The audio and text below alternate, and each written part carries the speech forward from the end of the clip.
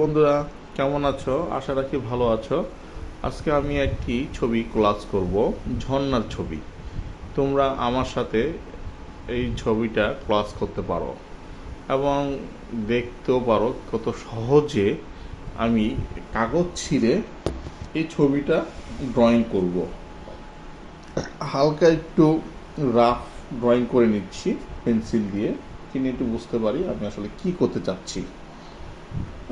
এটা আগে গুরুত্বপূর্ণ যে তুমি কি করতে চাচ্ছ সেটা কিন্তু ড্রয়িং করতে হবে। তারপরে তুমি কাগজ ছিঁড়ে ছিঁড়ে, যেমন আমি করতেছি, এই যে কাগজ ছিঁড়ে ছিঁড়ে এগুলো তৈরি করতেছি। এই যে পাহাড় তৈরি করছি, বিভিন্ন কালার দিচ্ছি, yellow colour, red colour, green colour, এই কালারগুলো দিয়ে দিচ্ছি।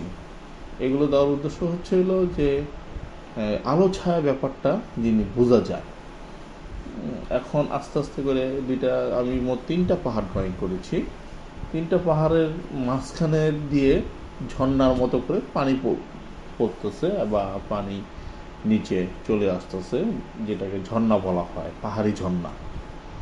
এই পানিগুলো 2টা কালার দিলে সবচেয়ে ভালো হয়। আমার কাছে আসলে 2টা কালার ছিল না, তাই আমি একটা কালারই ব্যবহার করছি।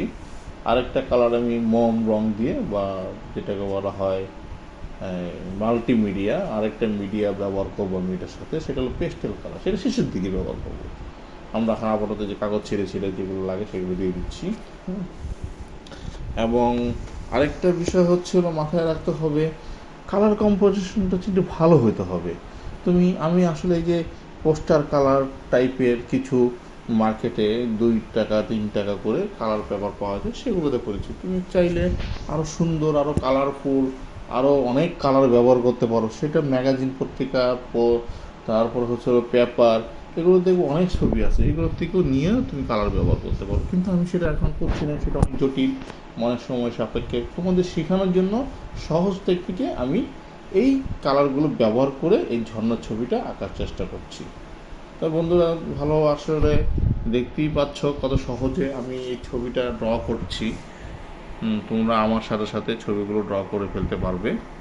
আশা রাখি এটা দেখলে তোমাদের ইজি হবে কিভাবে ছবিটা ড্র করা যায়। ঠিক আছে?